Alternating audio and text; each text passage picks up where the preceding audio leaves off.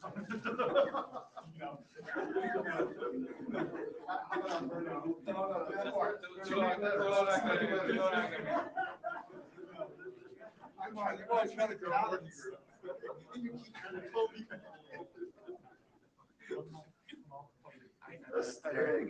going on, man? See you, man. Is there a few more gray hairs I see? Yeah. Or a few less? Yeah. I hear more. For me, it's like falling out faster than turning gray. Oh, yeah. So you got to tell everybody this is not a cameo here. Oh, no, I'm back. Yeah. I'm fully IETF enabled. When's the last time you? 4 years ago. 2018 was last night. 5 years now. Time flies.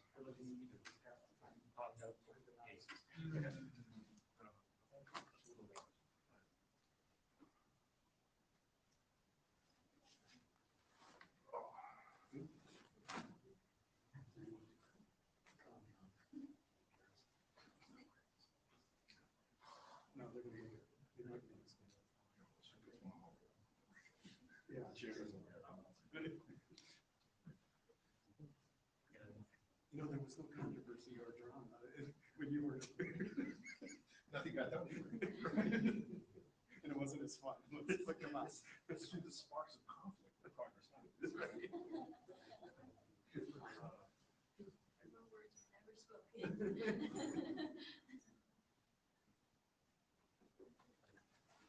Yeah, if David did came back, boy, that would be something.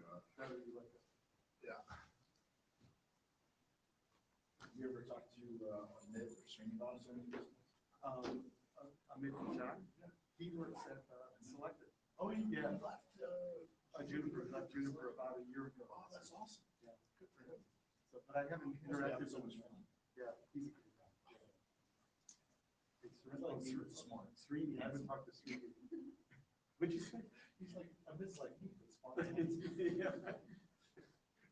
Oh, you're trying to say he has a personality like? Yeah, actually, he does. It's really funny. He's like, one time we were at dinner with him, and it was one of my favorite moments of all time. And Amit is super healthy, really focused on, what he eats. Yeah, he's very conscious about it. And I feel so great.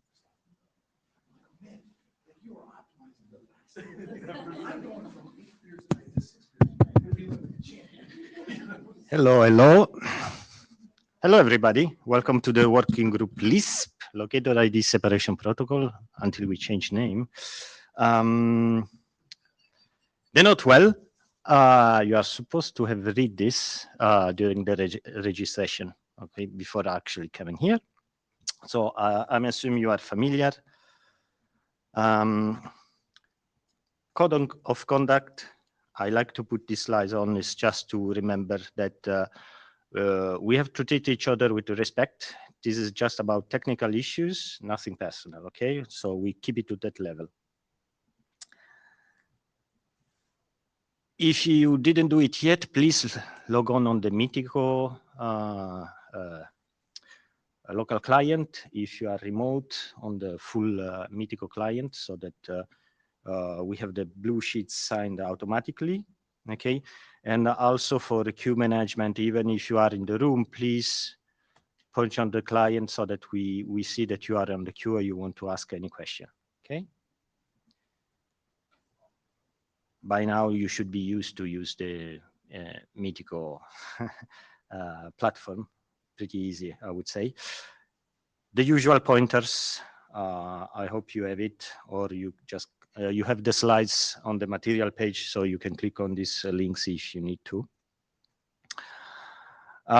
Quick update concerning what happened since last meeting.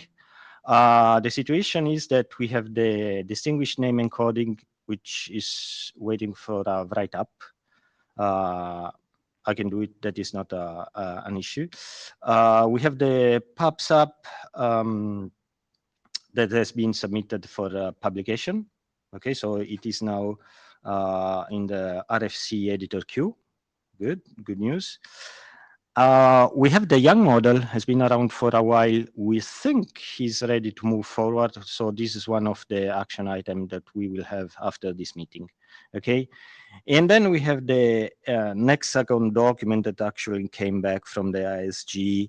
The main takeaway why this came back is because we are supposed to standardize a protocol, not to just publish use cases. Because the Nexagon draft doesn't really change the protocol in any way, but it's just a clever use of it. This came back. So we will work it out between the actual content and maybe the rechartering, and we'll see what we can do with this. Okay, and anyway, we have a presentation in this meeting about Sharon that will give a quick update on this document. Quick note, Alvaro is here. He's leaving as a responsible AD. This is his last session. I want to thank him. He did a great job. It was good to having him. He helped a lot to publish the main specs and quality specs, I would say. So, get up and say something. Yeah, obviously, you guys did all the work, right? I just pushed some buttons and got the documents in the right state. Yeah, I think it's a great achievement of the working group to have published all the specs as standards, which is, you know, a huge step forward. And yeah, looking forward to the recharting discussion that you're going to have later. So thank you. Excellent. Jim will be the new responsible idea. He officially will take the role tomorrow. So starting to the next meeting, he will be in charge. Okay, and all the discussion follow up of this meeting actually. So you see also on the screen the usual agenda. As I said, there is Nexagon. There will be a presentation from Dino, an update about satellite networks. Venkata Prasad will present a multicast draft submitted recently. And then we will have a lot of time for chartering discussion. Myself, Luigi, and Padma, which are the co-chairs, actually, I didn't remember to mention this, did prepare a slide deck for the discussion. And we have also Alberto, which is our secretary. He will take the minutes. Will be a hard task, since usually when there is rechartering, there is a lot of discussions. He will have some work to do in this session. Okay, and yeah, unless there is anything that anybody wants to point out, any agenda bashing or anything, we can move forward to Sharon. Okay, and is it actually Sharon? Can you hear us? Yeah, can you hear me? Yes, I'll put the slides online. Give me a sec.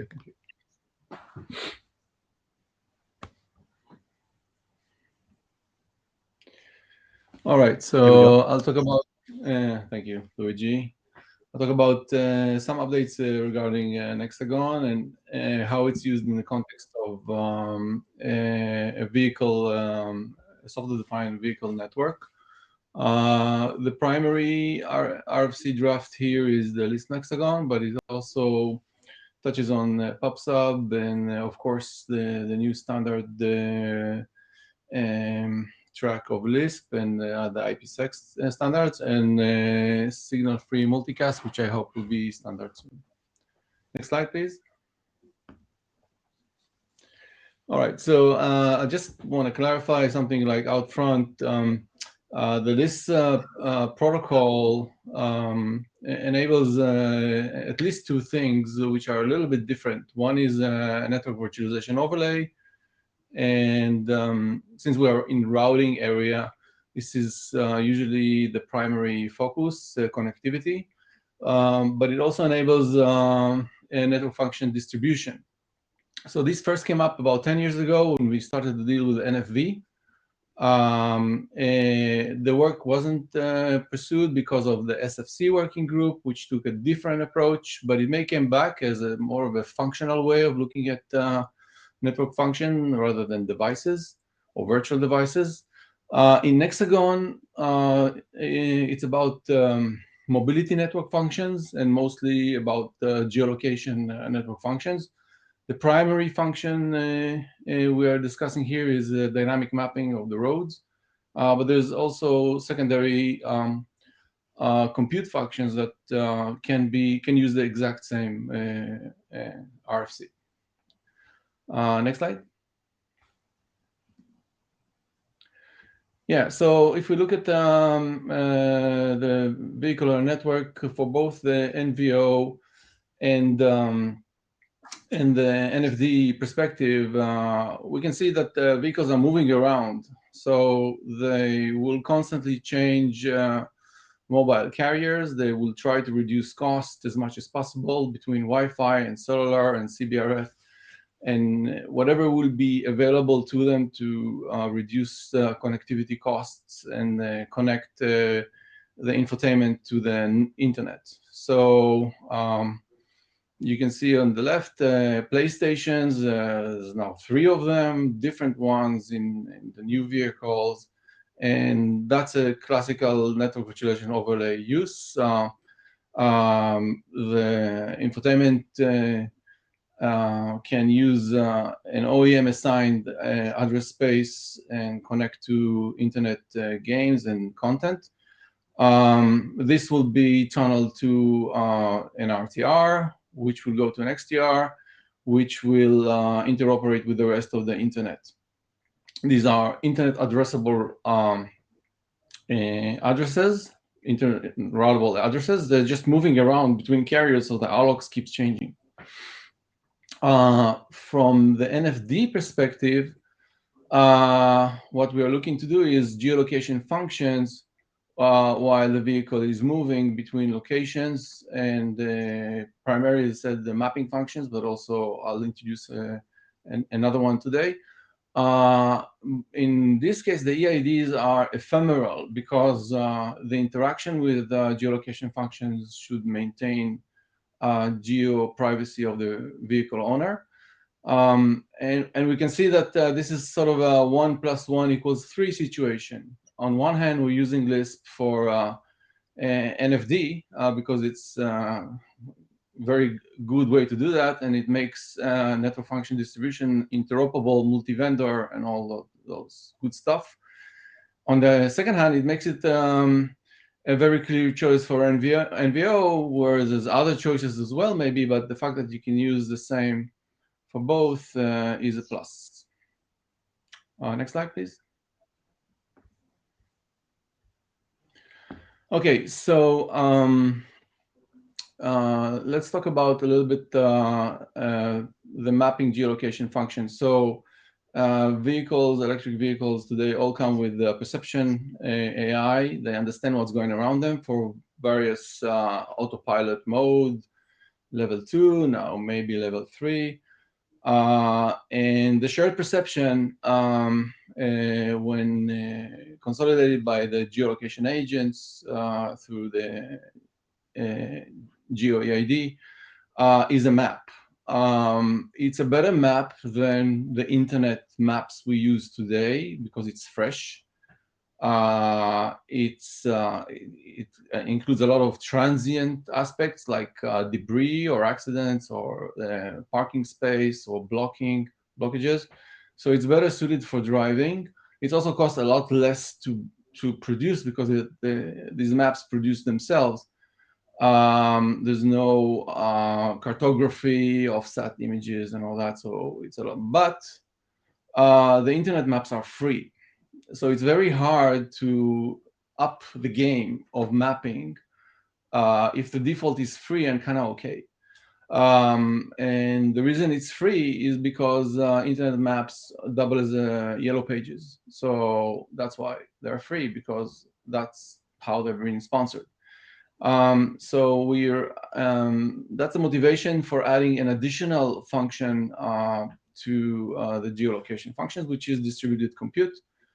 Here we see that the perception hardware in the vehicles is very, very powerful. Talking about Javier by NVIDIA or Thor, the next generation, very powerful machines, which are idle 90+% of the time because our vehicles are driven like an hour a day. And these are electric vehicles that can power these processors for hundreds of hours and just going more than that. So we would like to leverage that with new workloads of AI, which are kind of like diamonds. They encapsulate a lot of logic into 20, 30 gigabits of RAM, and you can just ask them questions like ChatGPT, for example, something like that. And it may be that it's going to be exactly the same models used for perception and for a language in the next few years. We don't know, but in any case, it's possible to leverage two different models: one for while driving, for mapping, and while parked for just adding millions of GPUs to the cloud. Next slide, please. Okay, so here we see how it runs. So basically, geolocation agents while driving is aggregated in edge clusters, but also geolocation agents while parked. They sort of balance each other out, which is good because the variance in driving is very high between the middle of the night and the commute. But if you compile that also parking functions while parked, you get a more stable system. Just the mix of which agents are more active is different. On the left, you see like an analysis of the 5-dimension analysis of what this is for, what is being observed, and what is the data models. What's important here is that the dimension of the observed entity or the delegated entity and the digital entity is both LISP, which is very consistent. Next slide, please. Okay, here again you see RFC 9300 used as the way to distribute the geolocation functions, the mapping and compute, while driving or while parked. You can see that the models are switched in DMA between modes for vehicles which are charged enough and are willing to do that. The economical benefits are very high. Let's just say that. Okay, next slide, please. Okay, here we have kind of the stakeholders in this game. We have geolocation functions while driving and while parked, interacting with mobility service providers like Parking Finder or Better Navigator, or get you around trouble spots and reduce corner cases for autonomous driving, and other software as a service using the CPU power opened up by these network functions, kind of like replicate.com or banana.dev or even search and all that.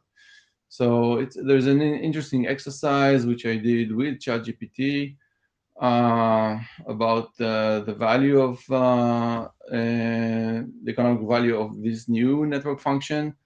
What if, and I can just send that, what if ChatGPT was not 10 million queries per day, $100,000 cost? What it was 10 billion queries per day, meaning embedded in many things, and the difference between using per year, the difference between using edge and far edge using this functional network is staggering. It's like 40 times cheaper than using data center at best possible terms that is done today for ChatGPT on Azure. It's like $1 billion a year versus like $40 billion a year. So I can send you the analysis. So meaning this is multi-access, therefore NVO. It's also multi-function, and I think it's something valuable. I understand it's the whole network function distribution aspect is hard to progress when you're expected to do a routing protocol, but nevertheless, I hope we'll find a way. Thank you. Thank you, Sharon. Dino in the queue.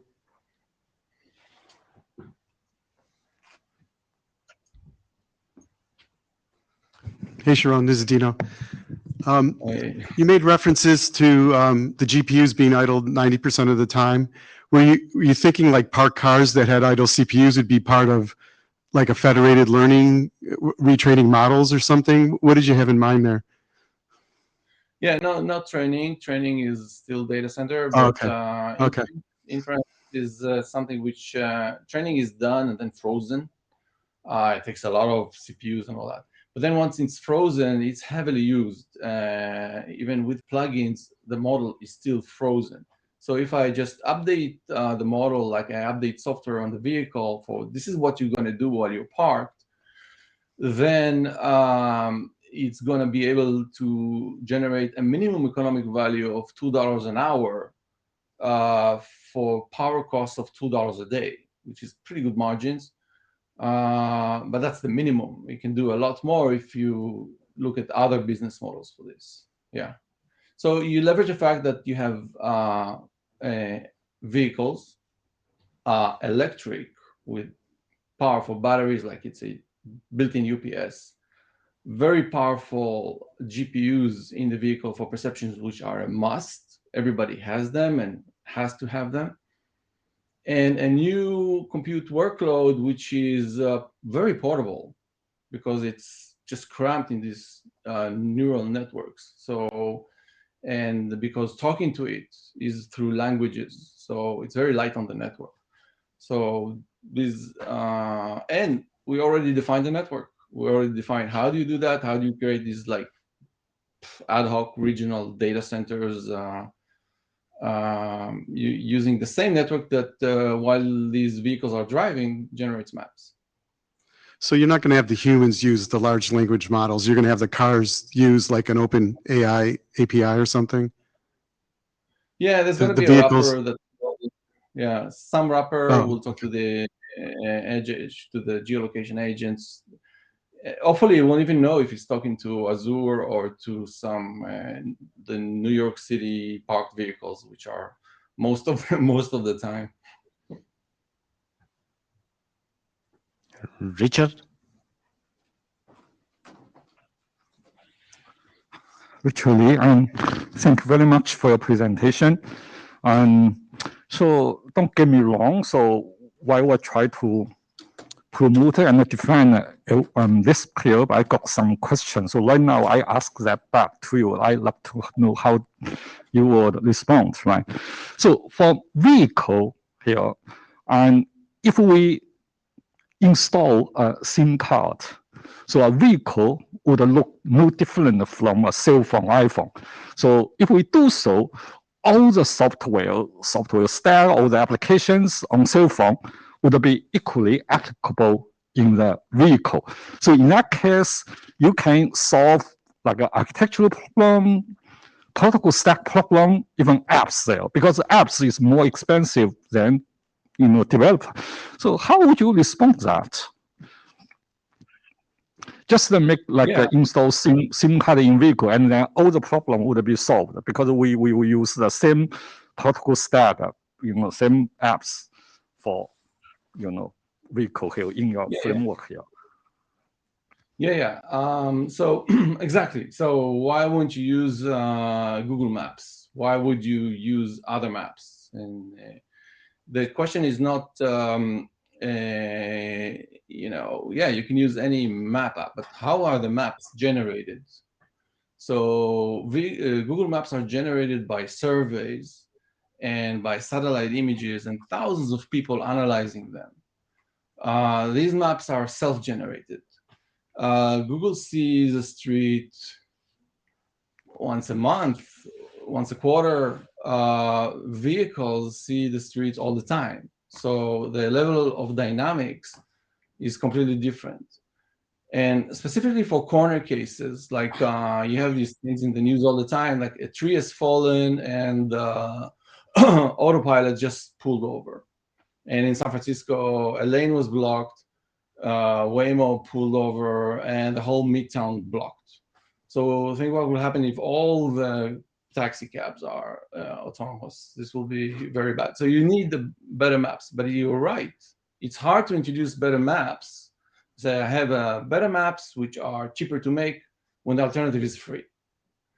So what you do, you make these maps fund themselves by using the same perception hardware that does mapping while you drive, generate compute while you're parked. So you can compete.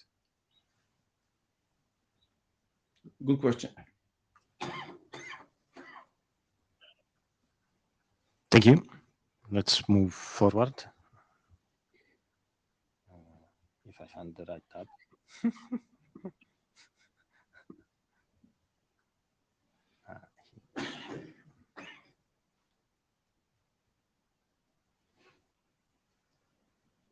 I'm lost.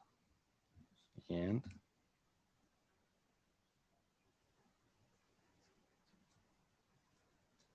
loading.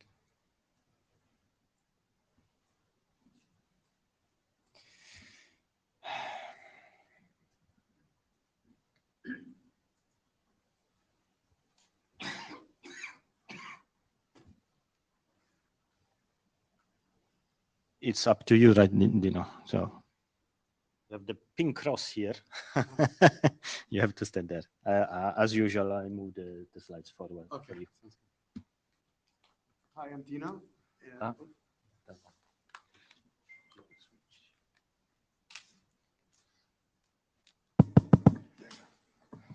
Hi, I'm Dino, and I'm going to present an update on the satellite draft. Co-authors are Victor and Padma. Next slide. So just to do an overview, gave this overview in London as well as last year. Basically, the high-level goals for this draft is to show you that a Lisp overlay can run over a satellite network as well as it can run over any IP packet delivery underlay. So we're just going to use the satellite network as an underlay. If the satellite network can deliver IP packets, then we can run a Lisp overlay over it. And so it's very much how we already have use cases where Lisp runs over the capital I terrestrial internet, as well as the 3GPP network and the ICAO aeronautical network. Next. So how it works, just briefly, wherever you see red there, we're referring to routable RLOC addresses that are routed by the underlay, and EID state is the host state or any EID state that runs on top of the overlay. So like any underlay, there's no EID state in the satellite network. The satellite network is actually unaware that Lisp is running over it, like it's unaware of any specific application, especially in the satellite nodes. The overlay requires the underlay just to deliver packets to the RLOC address. So the satellite network still has to do routing and deal with all the movement that's going on with orbits and ISLs and all those sorts of things. We'll explain that terminology again in a second. The underlay network can transmit IPv4 and IPv6, so you have the option of using whatever you want in the underlay, of course. So if you just wanted to build an IPv6 network overlay and run it on an IPv4 underlay, like what Starlink implements today, you could do something like that.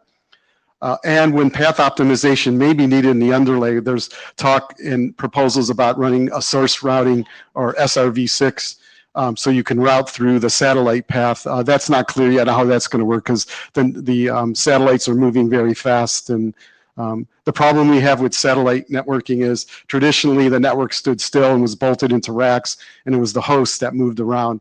Now we have the satellite terminal nodes that that are satellite uplink RF links that are stationary, and the whole backbone network is moving around fast, very fast. Next. So basically, we look at the satellite network as the underlay, and of course, the satellite network means this is up in space, you know, at low Earth orbit, around 500 kilometers above Earth. And since they are so close to Earth, they're coming and going very quickly. And so you need to deploy lots of satellites in orbit to be able to stay connected. The plan here is that, well, satellites, to be able to cover the Earth, if I wanted to send a packet from San Francisco to London and stay in space so I don't have to go up, down, up, down, up, down, we would need these ISL or inter satellite links to work. And rumor has it that SpaceX is supposed to start supporting them in the first quarter. They're building 2 bands of ISL, one at 26 lat to like 58 lat or something like that, and then another band down by the Caribbean to cover Terry in Australia. Terry gets good connectivity. And then LISP runs on the ground. So those XTRs that we know that encapsulate and decapsulate packets are going to just be called ground station XTRs, and all the EIDs will be behind it, and they can move around. They can move from Wi-Fi terrestrial to ground station XTRs and use satellite connectivity.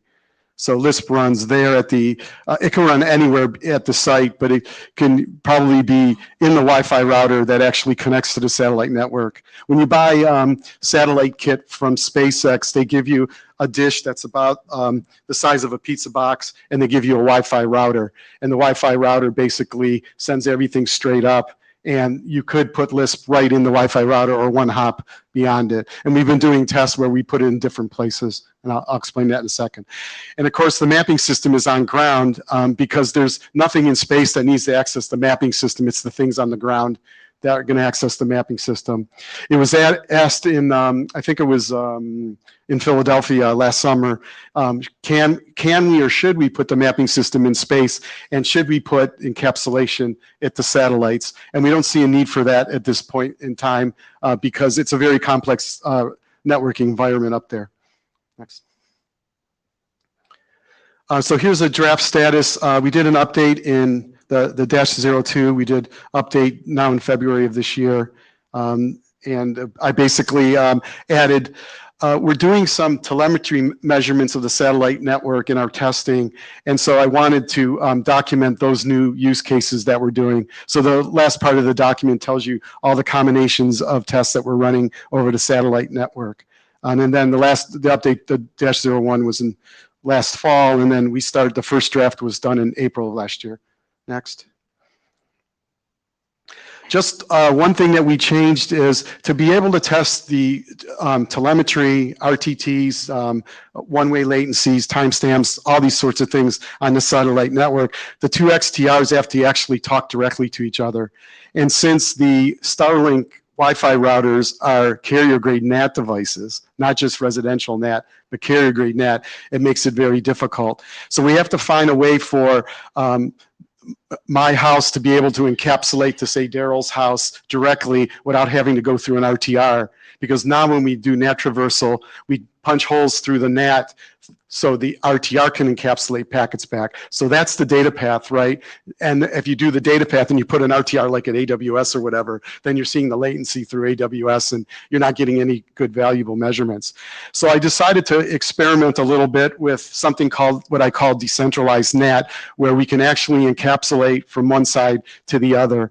And it was really a crapshoot if it was going to work, because you have to, there's a chicken and egg problem here, where the only way for me to get packets from Daryl's house is for him to open up the NAT for me to get packets to him. So I can't get packets through to open up the NAT to get packets back and forth. So what we decided to do was, we went ahead and we still registered the global RLOCs, but they're defined by the RTR echoing back in the info replies. And that's good. So we have these global RLOCs, but the only one who can really use those global RLOCs are the RTR who encapsulates. Okay. Now, some NAT devices will keep state, and it doesn't care who the source address is when you encapsulate back down. So what we do is once those both XTRs get global RLOC state from each other, they just send these packets into the network just to get it through the NAT to create the state. And then when they start encapsulating packets, it gets through. It works on residential NATs perfectly. It doesn't always work in carrier grade NATs. And Starlink has decided to do carrier grade NATs. So we have phone calls into Starlink support to say, we want to do this. So we don't know what to do. You look puzzled, Alberta. No, wait, okay. So this has nothing to do with satellite, but we want to be able to run these tests to verify these telemetry measurements. Next. Before going to the next, I have a question actually. Yeah, sure. So you have the NAT traversal solution different from let's say the draft that has been discussed in the working group. Okay. Yes. Now, is this gonna change your draft somehow, or Right. yeah, do you need to update because you discovered this Yeah. issue? Well, I'm glad you asked the question. So my Lispers.net implementation does a NAT traversal implementation that is a subset of functionality from the VINA draft. We know that. And we decided what I thought I would do was create an informational RFC, and that's what the draft pointer is on the bottom, to report or document how the Lispers.net implementation works. And when I added decentralized NAT to it, I did update that document so that there's design information in that document. Okay, good, thanks. So we can move to the next slide. Yeah, okay. So testing status, we have about a half a dozen people that are now doing testing. We have a point of presence in Arkansas, a point of presence in Warsaw, happens to rhyme, and we are going to have one in San Diego. So we have San Jose, so I have a Starlink at my house, and we're gonna have a San Jose presence, Arkansas, at University of Arkansas, and Warsaw, and we're starting to do these telemetry tests. And we need more people because we want to be on. We need UPC guys at Barcelona to get involved, but I guess I'm going to have to buy you a Starlink kit. Okay, that's what it's funding. Okay, so maybe I'll just buy you a Starlink kit and get somebody to work on it, right? Will you work on it? If I buy the kit, will you work on it? Oh, okay, good. We got a deal. Okay, but I'll pay for the kit, but you have to pay for the monthly cost. Yeah, okay. Hold on, Daryl. So right now we're testing the direct paths using that decentralized NAT functions. Sometimes it works. So if the other end of the pier is AWS XTR, you can do direct between the two. But when with doing Starlink to Starlink, it doesn't work. Now, maybe we can use another satellite network and maybe that works much better. So stay tuned, right? So we're looking for more testers. If anybody's interested, we'll work out, we'd like you to get the kit before you jump on the test bed. But if you need funding, we'll go look for that. But if you want to join the test effort, send email at support@lispers.net. And if you want to you can just 3 or 4 clicks and SpaceX will send you some Starlink. Maybe Terry and Sydney, that would be a great test. I don't know if you're interested. But so www.starlink.com to buy Starlink kit. And they're not paying me to give a commercial, so. I think that's it. Daryl, did you have a question? Darrell? Hi, Daryl Lewis, ICANN. Can you go back to the decentralized NAT slide? Just a couple of questions about what you consider. So if I can summarize this, you've kind of got it working for the case of a residential NAT that is next to the XTR, but it obviously doesn't work in the carrier grade NAT case. Yeah, okay. right. Have you? So I want to interrupt. So if you're on Comcast and I'm on Comcast, it'll work directly. Yeah. Yeah, I understand. Have you considered using just simply plug and play to tell the local NAT that you want to open the port on this port locally? You mean using on both sides? management protocols and Yeah. stuff? You could certainly I mean, do that. it seems like that would But just work. It would, but Applications use it all the time for voice. yeah, but SpaceX gives you no it's accessibility. still, neither one is going to work in a carrier grade NAT case. Yeah. Right? So I'm just trying to separate those. Oh, in two the cases. residential NAT case, it works by doing reflexive. Right. Yeah. And I'm just I'm just saying it would be less protocol and less work if you just made a plug and play call to your local NAT saying, listen, open up. But this the port, user, port it to me. but the users have to do that, right? No, that anybody on the local LAN that can send a plug and play message Oh, to but the NAT. this is better because it's just all integrated in Lisp. It's So- better, but it's more protocol. It would just work if you just opened up plug and play. Like I said, most applications that need this function do. That's all I'm saying. It's like you can do it in protocol, Yeah. but there's ways that you can But- do it and right now there- that all applications are using. There'll still be the same overhead because you just got to keep the NAT state alive. So there's still periodic. So where you do it, we're just moving the solution to another area. That's all. Understood, but Yeah. I'm just letting you know that there are ways to do this that are very popular that don't involve using the Lisp protocol to try and send messages. Yeah, and yeah, create right. state. Got it. Thanks. Richard? I have two questions. Do you know you have running away? Sorry. Where are you going? Actually, simple ones. Close to Yeah. me. I thought you were bringing up the next speaker. So. The first one is that, so right now in satellite, like network here constellation, people are debating for or against the link should be treated as layer 2 or layer 3. So in Lisp architecture, actually, when we do encapsulation, so the network would be viewed as layer 3.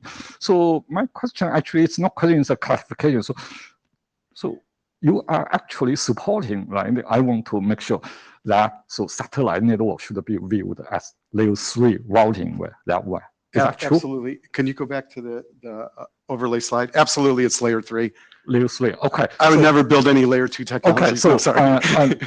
good enough. So that And the reason is because the left-hand XDR encapsulates an IP packet. The outer header is an IP header, yeah. and it's the RLOC of the right-hand side. Yeah, Yeah, I okay. understand, right? So because people could argue that, okay, satellite A, satellite B here is just one hop. One It's a subnet, yeah. layer 3 is a multiple concatenated hops, right?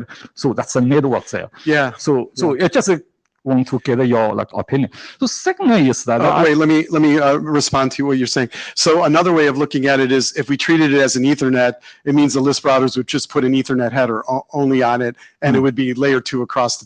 But there's no reason to do that because if you put an IP header on it, you're also going to put an Ethernet header if that's what the frame format is, which may change in the future. We don't know what the RF MAC layer forwarding is going to look agree. like. Actually, I'm also on the layer 3 side. Yeah. So second question is about, I want to know the map structure there, because in the traditional, maybe that's not good terminology, right?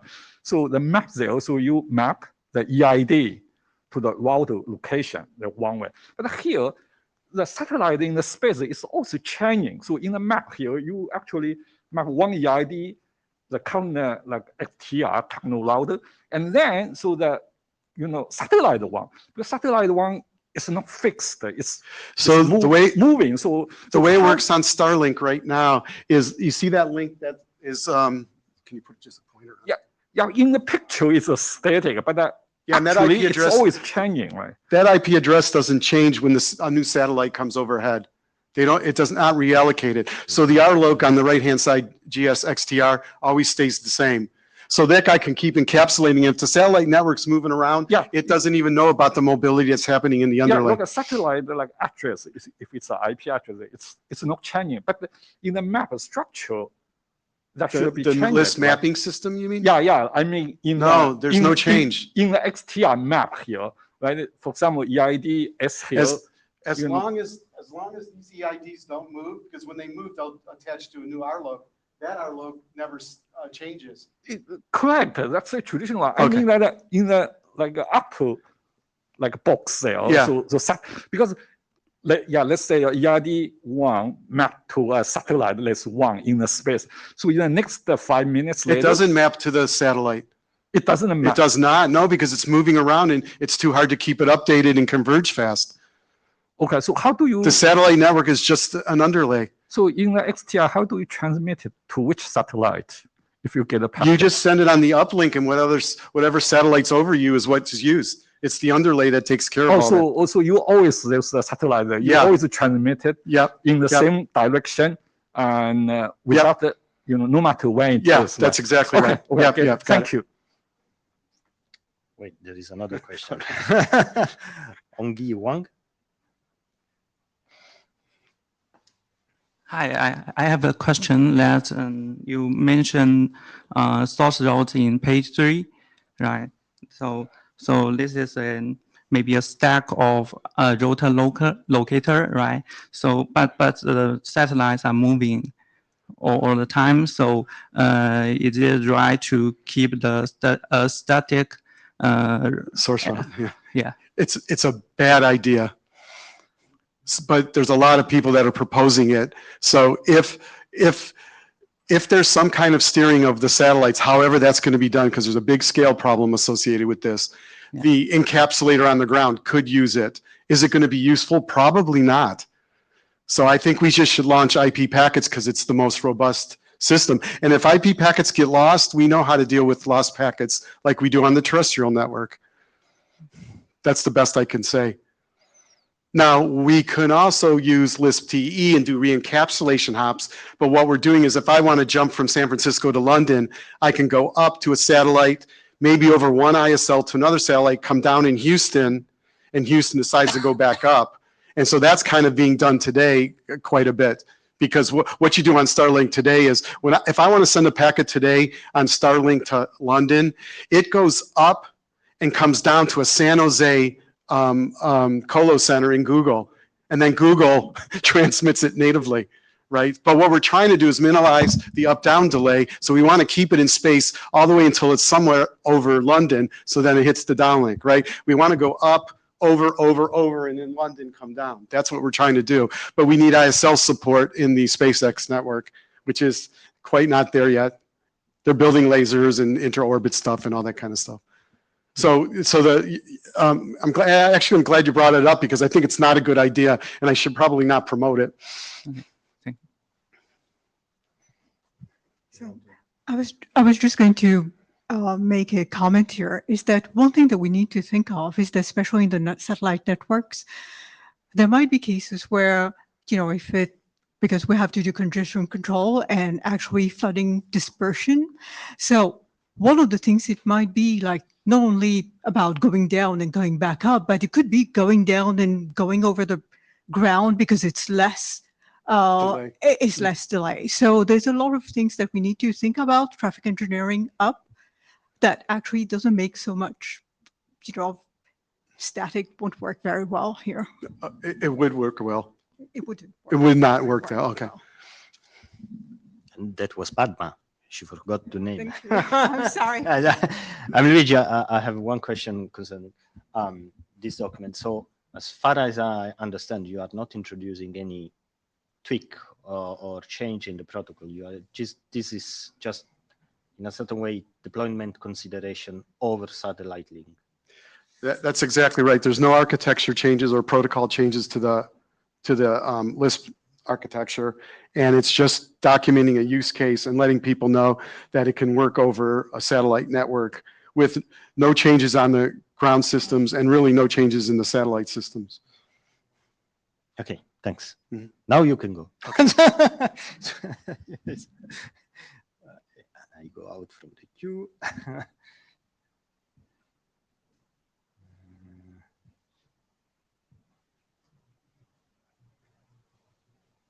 So Prasad? Yes. Can you hear me? Yes. Okay, thank you. So good afternoon or good morning or good evening, everyone.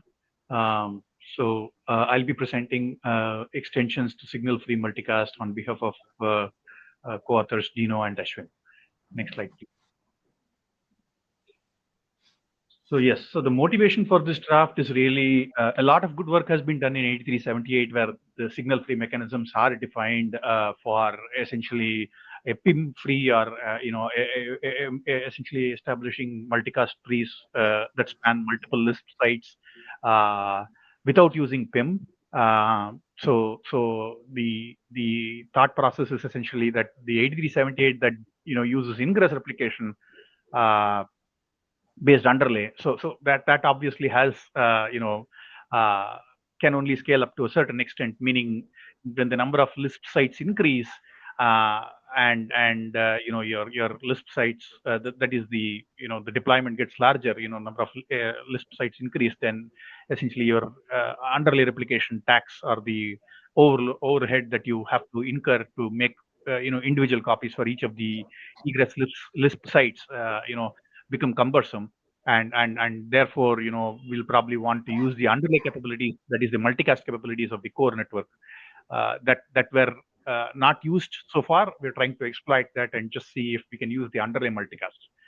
So that's kind of the background of this particular draft. And you know, just wanted to add one more point here is that, you know, most of the mechanisms are this, you know, the formats of the addresses, or the, you know, even for that matter, the definition of terms are essentially following 8378. So in that sense, it's more a logical extension to 8378. I'm sorry, I should have included a terms, that is the definition slide, but I forgot that. But mostly we are using the same terms that we used in 8378, just adding a couple of new ones. They're probably in the draft, you can refer to it. When we mean the SEID, G state, then essentially we are referring to the multicast state in the overlay. That is the EID here, the endpoint, and then the group G, when it's associated with the EID, then it represents the overlay group. And then if it's the SR lock, G state, then we represent, or rather, you know, we refer to the state in the underlay. That is the core network, where, you know, the SR lock is obviously the underlay space, and then the G, when used in conjunction with the SR lock, then refers to the underlay multicast state. So yeah, next slide, please. Right. So yeah, as I mentioned, you know, keep the overlay signal-free mechanisms intact. You know, we don't want to change anything. They work well, and, you know, just try to extend that for the multicast underlay that we kind of now have. But the interesting use case that we want to also consider is that, you know, it's not just going to be a multicast only underlay. Of course, it can be a multicast only underlay, but it can be also a mixed underlay where some RLOCs have, you know, for migration reasons, they still have only the ingress replication capabilities, and some do, you know, have the multicast capabilities, and some may even have both. So essentially, we want to consider mechanisms where you have a mixed underlay or a multicast only underlay. So you know, or for that matter, it should be backward compatible and work only with a unicast only underlay also. So all the three, you know, cases are there, and therefore, you know, the crux of the draft is essentially, thanks to Dino for, you know, kind of representing this in this way. You know, the table that you see in the third bullet, essentially, that's the crux of the draft. You know, basically the idea is to really construct a RLE, that is the replication list encoding, if I remember the term correctly. Essentially, that the RLE list is, you know, a group of tuples, or a set of tuples, where each tuple represents either a, you know, SR lock and a group for the multicast underlay, or a SR lock and a UR lock if the underlay is the unicast one. So the different colors that I tried to show, the green represents the group where the you know, the multicast underlay is used, and then the blue represents the ingress replication space where the unicast RLOC addresses are used. So the RLE is essentially a set of tuples.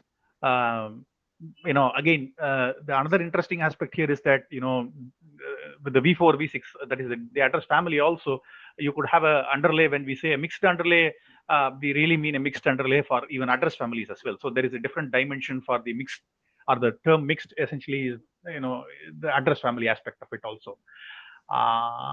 We have not considered any BIER or MPLS or layer 2 underlays right now.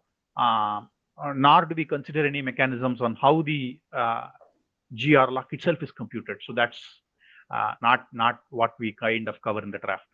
So that's just from the scope perspective. Next slide, please.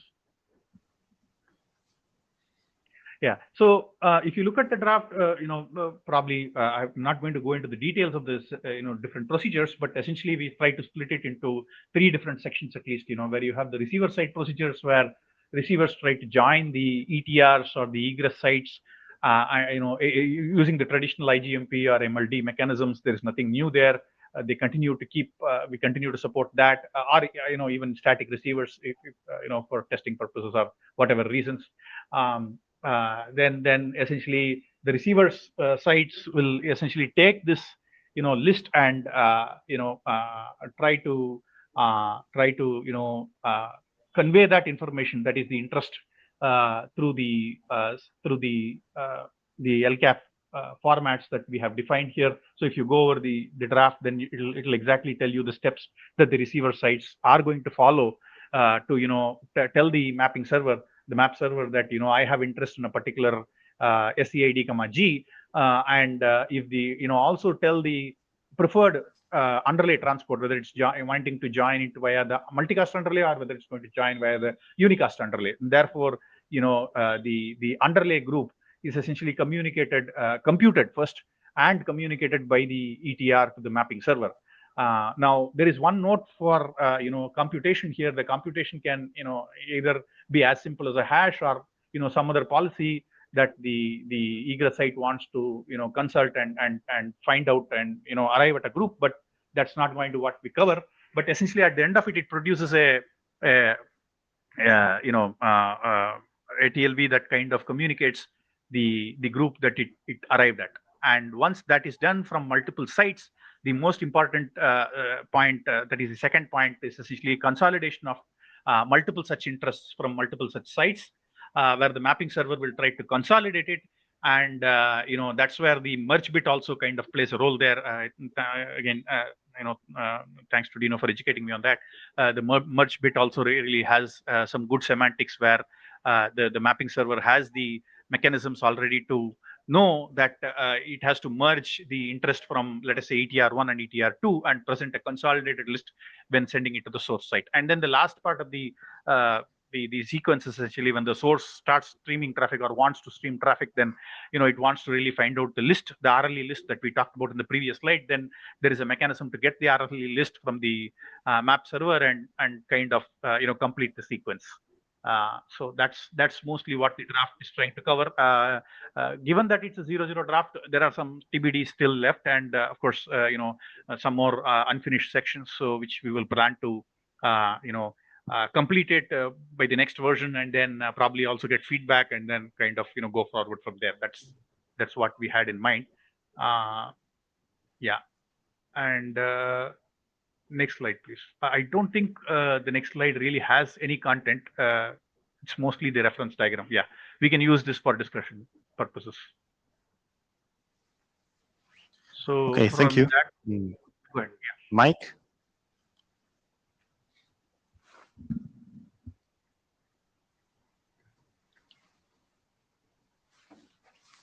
Sorry, Mike McBride, I thought you were done, so I was going to chime in at the end. Are you still going? No, I don't think so. Okay, so the question is, so you mentioned that multicast is in scope. Do you mean that PIM and any flavor of PIM is in scope in the underlay, but beer is not? Is that correct? Yes. So if I understood the question correctly, you could still run PIM in the underlay for doing the underlay multicast tree construction, if that's what Mike is referring to, and beer is not. Yes. So you can use sparse mode or SSM in the underlay. Yes. Okay. Yes. Clear. Thanks.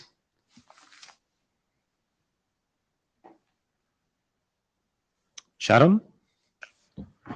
Yes, hi. I think this is great that this work is going on, and the signal-free multicast has been very useful. I just want to make a comment. It helps me make my point that using Lisp for connectivity, virtualization, and also for function distribution is 1 + 1 = 3, because the signal-free was born because of a need to produce notifications from functions. So in a situation where we have many channels, thousands of channels, but very few clients in each, maybe a few hundreds or a few thousands, very different than the PIM geared for like TV kind of. So this is the same also for PubSub. Original idea is because of functions. So I encourage us to make it not like stepchild, but pursue this in the working group and solve the administrative area association. One point which is worth noting is, as is, without underlay multicast integration, there is work being done to put signal-free in native for cellular. The way it works is basically there's as if a car, it doesn't exist, parked in every block, listens to the notifications and then translates it to the mobile core native multicast, which is still very, it's very not frequently used, the MBMS or the next generation of CapSat. And the value is really interesting when you pick up map updates using signal-free as a virtual car, and then translate it to over-the-air multicast. It's very useful, not for map generation, of course, which requires this GPU hardware and all that, but for map consumption, you can just pick up the map from the air without any software integration. And that is a tremendous value for very cheap vehicles or pedestrians that want to know what's going on around them using native, even though it is based on signal-free multicast as is. Thank you. Stig. Yeah, hi, Stig Vanas. Just want to say that I think this is really important work, and it will improve the current Lisp multicast solutions. So today we have to send like periodic joins over the top as unicast messages, and it's kind of ugly. I'd much rather have this. This is great. Thanks. Thanks. Thank you. Daryl? I mean, the advantage of Daryl Lewis, the advantage of sending joins over the top of unicast is that they mostly always get there. So the question I have is, have you considered the point where you're relying on an underlay to deliver multicast capabilities, but only some receivers are participating in an underlay that can and some don't? And how do you handle the case where the underlay may not offer consistent multicast replication for all receivers? Yes, Daryl. If you go back to the two slides, I'm not sure if I got your question, but if you're referring to the case where some RLOCs or some Lisp sites are multicast capable in the underlay and some aren't, then that's essentially the mixed RLE that we have provided here. Wouldn't that suffice? Are we missing anything there? I'll clarify. Essentially, that was a second. Prasad, that was the second part of his question. The second part of his question was, what if you have a mix of unicast and multicast for nodes that are on the overlay? But he said, what if there's some non-overlay nodes? So you have to, they don't have Lisp XTRs at the site. They're just joined to the group, and they need native multicast to them. And if they don't have native multicast to them, you can't get packets to them. So the question is does the inner working spec that Daryl's the co-author of, does it work for multicast? And I think in 6331, we have some interoperability stuff, but it's really kind of ancient. So we should go take a look at that. So let's give Daryl an action item. In a few minutes. Dino, you had a question? Yeah, I had a question for Sharon. Sharon, do you believe in your use case that you're going to have pockets of multicast and pockets of non-multicast, like maybe in a transition phase, because the underlying networks won't support it? So in my world, no multicast. You can't assume there's edge providers and metropolitan area network providers and cellular core providers, and none of them support the native IP multicast. So signal-free here is extraordinarily useful. But if a carrier can then tap the multicast channel for every block and then put it on the air, even though it is an exotic feature to do an RF multicast still in 5G even though there's a lot of talk, it provides a lot of value for the carrier. So in that sense, multicast is valuable, but to allow native IP multicast and PIM most of these networks block it. So signal free was a great invention. Yeah, but then the question is, what are your scale requirements for head-end replication? So I don't, because I'm dealing with functions.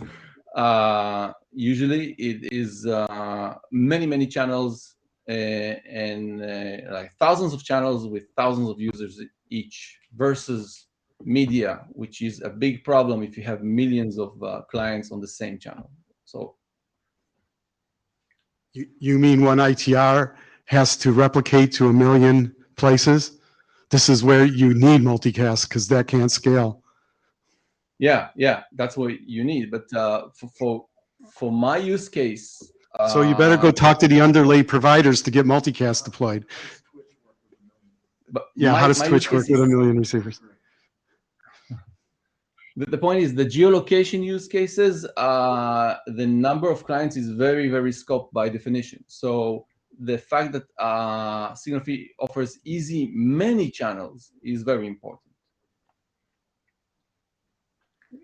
I hope it's clear. Yes, Stig again. About having like native multicast, I mean, like having native receivers, not using Lisp, I mean, together with Lisp receivers, I think that should work just fine. I mean, obviously the implementation has to deal with it somehow, but it's just a combination of adding OIFs because you're receiving native PIM joins and the OIF state from the Lisp. Right. To put something in the RFP Yeah. that says WX. Right. That's our action. But it should be doable. Yeah.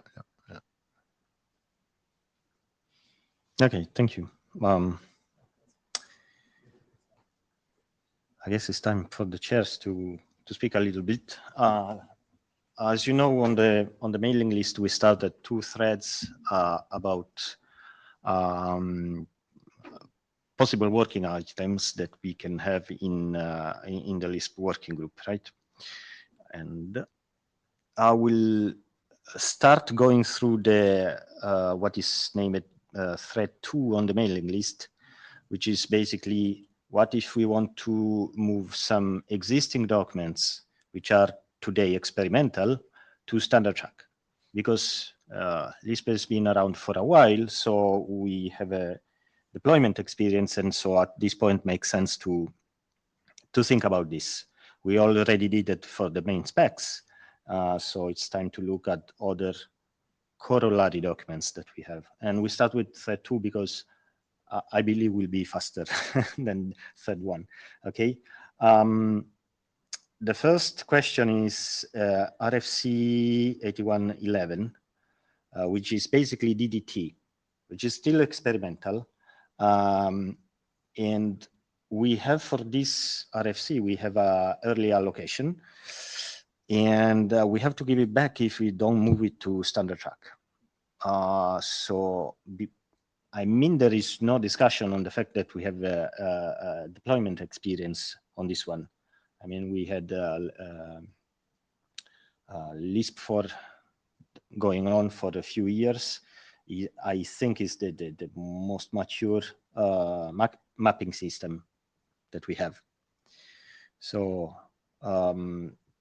this could be one high priority working item as a rechartering. And please feel free to take the mic and express your opinion by joining the queue in the system. Okay, we're not going on like consensus call on each and every item. We want to go through all these things and then recap a little bit, and then, as usual, make a point on the mailing list. Dino? So you're making some good points. This is the mapping system that we believe is the most scalable and robust for capital I internet deployment. And you're absolutely right. We don't have any recent experience with it. We used DDT back in the Lisp beta days in, geez, who knows, over 10 years. So nothing has changed and the principles still apply. And I think it's still a pretty modernized protocol because it just uses delegation type techniques like the DNS. And so we don't have any other distributed large scale mapping system that's as far as long as this. So I think it should be a priority and we should work on it. Now, in most deployments I know from vendors and otherwise, everybody just uses a pair or quad map servers. And these are big, virtual machines that can store tens of millions of entries. And, I ran a system with Lisp Decent where I could put 10 million entries across 10, but it was the Decent spec, which is only an individual submission. So the BGP alt, the DNS solution, remember what was the DHT stuff that you did, all that stuff, we kind of put it in the past, right? So. Yeah. And by the way, I mean, if we move documents from experimental to standard track, is also the right time to check the consistency with the new specs. I mean, not that they changed it that much, but yeah, we make all the documents set coherent somehow. Okay, Darrell? Just one comment to add to what Dino said is essential to the value of DDT was not just the scalability of the ability to hold lots of stuff, but it was also a model that allowed for multi-organizational distribution of the security aspects to it. So if you were going to pick up a piece of work and you had that need to have a hierarchy of security or relationships, and this is the protocol specification that would satisfy that.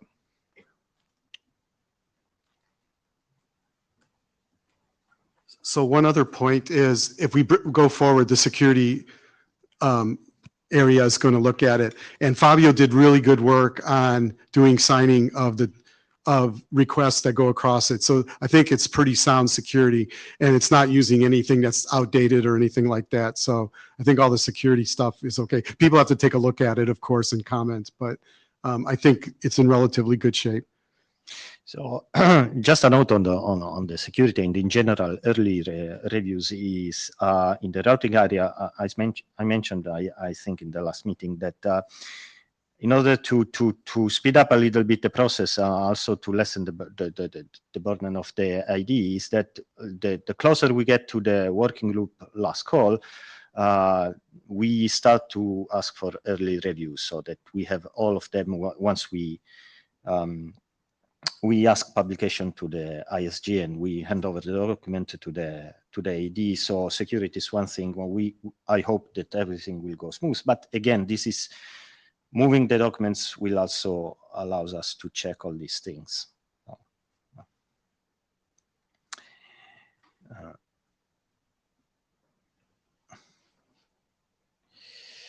So there are two whole documents, 7215 and 7954. These are the endpoint identifier block. So we had at some point IPv6 prefix that was, let's say, reserved for EID, not rootable on the wide internet. So, and then there was allocation guidelines. So the deal was we run this for a couple of years. If there are no real requests, real use, we hand this prefix back and the documents move to historic. So Alvaro did a quite good job in finding the email where Joel and myself said, oh, unless the working group has anything to say, next week we will move it to historic. We never did it.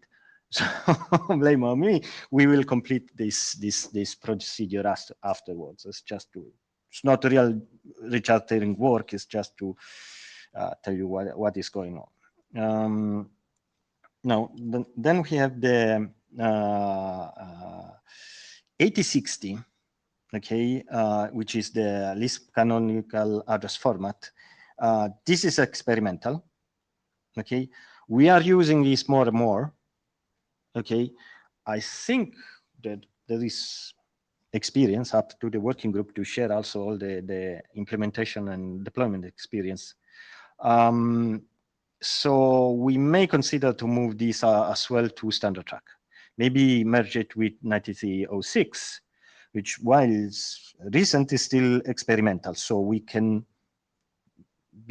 because at the end, tackling the same point, just the 9306 defines the vendor-specific LCAF, yes, we can merge in one single document and then move it as a standard track.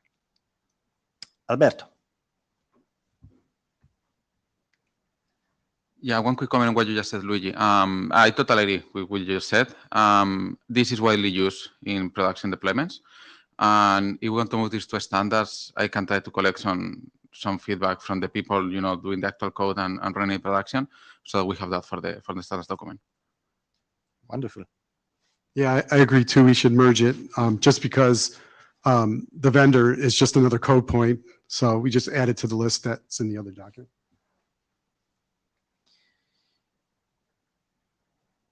And now multicast.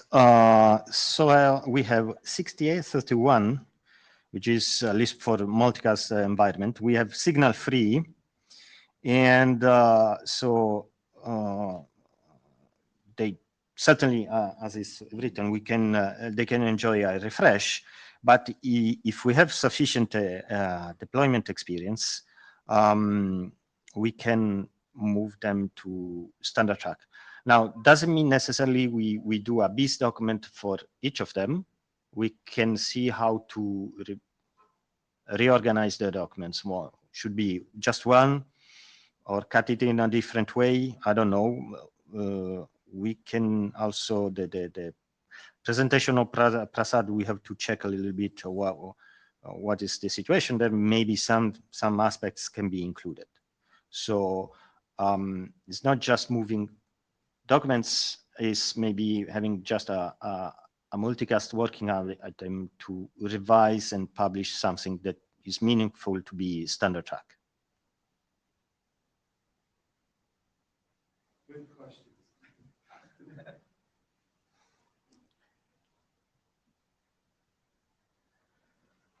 I think I'd like to get Stig's opinion about it since PIM's related to it and stuff. I think it's a pretty ingenious idea to combine them because they're both multicast, and it's just a question is, does the RLOC record have one entry in it, which is a multicast address, or does it have a list like Prasad presented? So I don't know, maybe we should present it and then maybe. As I said, we don't need to merge everything in one single document. Maybe the document of Prasad, because of the list of RLOC or the encoding, can be a separate one. I don't know.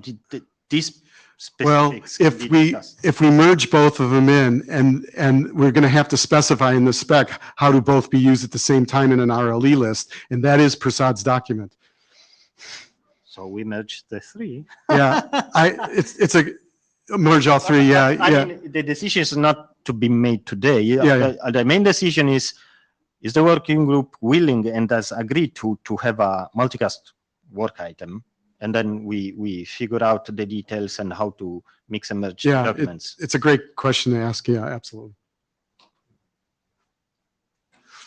Yeah, Stig here.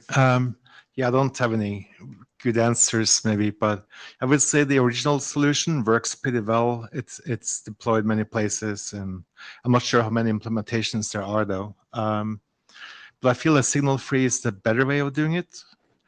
But given that there's lots of deployments of the first one, maybe it's still worth moving that to proposed standard.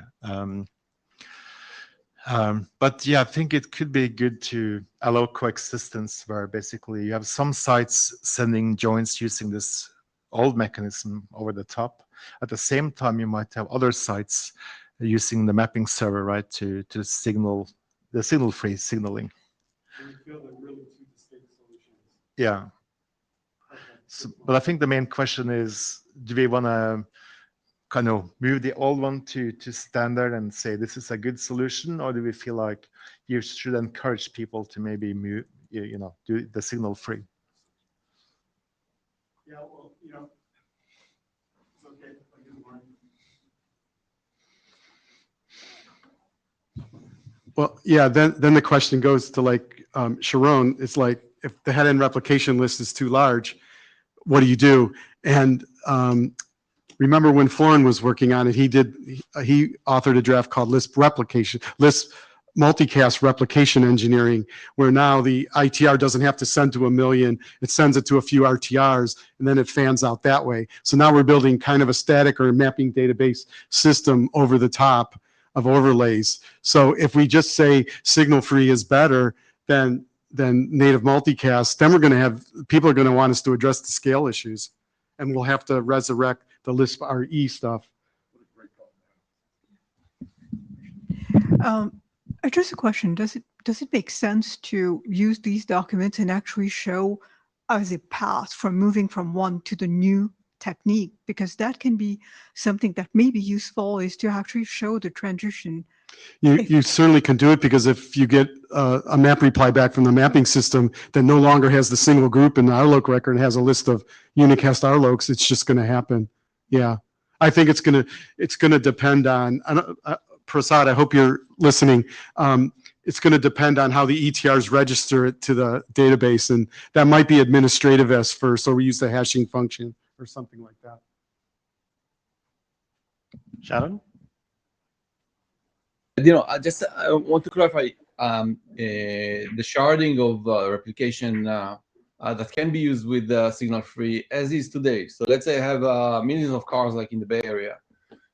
They're going to be associated with different RTRs pretty randomly.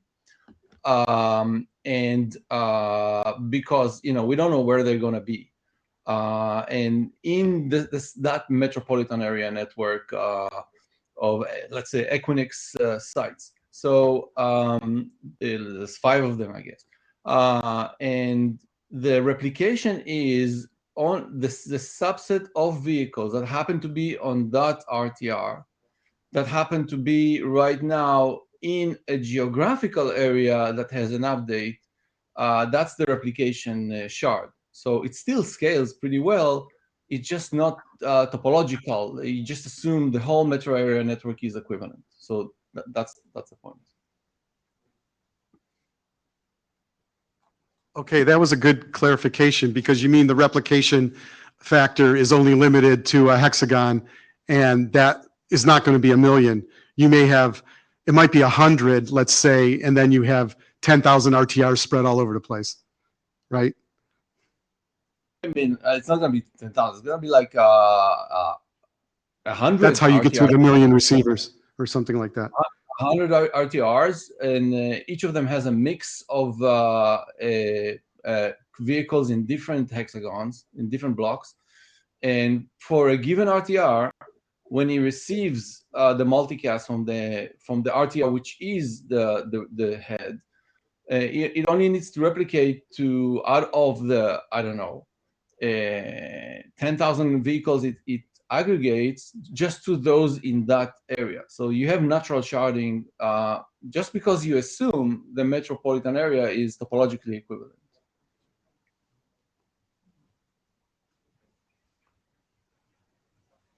Okay.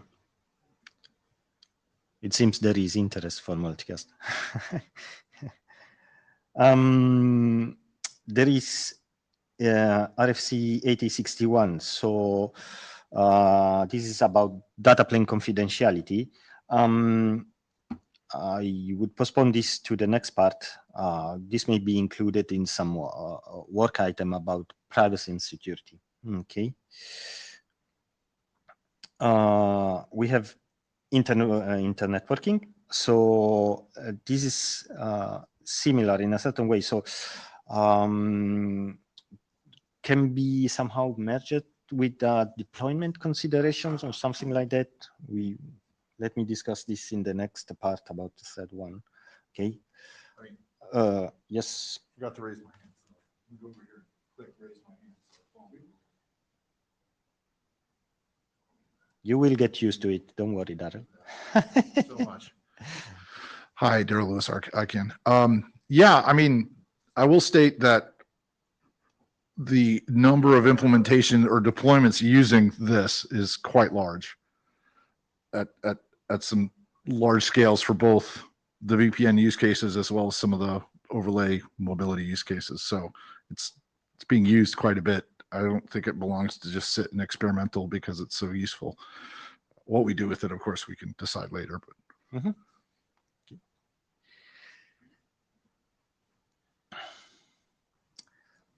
Then there is 70C52. This is the MIB. Okay. We are open. We have the young model, which is, as I said at the beginning of the session, close to working group last call. I mean, if not just ready. So the question is, should we consider to move this to standard track? Do we have implementation and experience on using this or not? If not, we leave it as it is.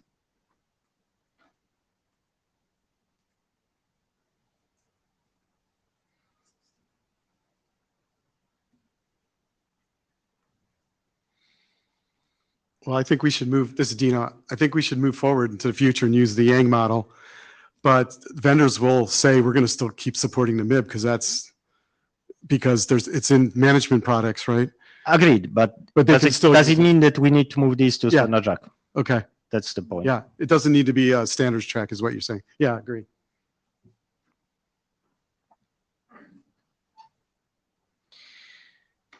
And finally, we have LISP alt 6836. I mean, it is experimental. I'm sure there are implementation. Ever since we had DDT, I'm not sure how much deployment we have. I mean, this was really used at the very beginning of the beta network. Scalability was not a nice property of alt, even for small deployment.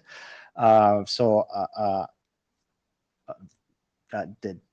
feeling is let's leave it where it is, but it's up to the working group if anybody has a different thinking. Well, yeah, everybody agrees with me. Okay. So let's move to a different part, the third one. This is work that we started, that is in the charter, is not yet finished, okay? And maybe we can reconsider whether we want to do it.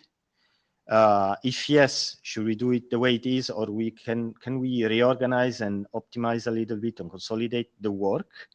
Or option two, we don't care anymore, we drop it, okay? So we have few documents there that talk about mobility, okay?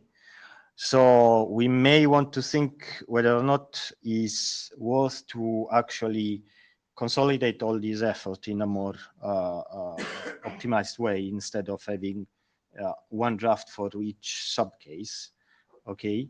And we can consider if we want to enlarge or restrict the scope of mobility, because there are different mobility aspects. So, yeah, I would say there is a mobility work item for sure. It's more to define the scope that we want to give. Any thoughts?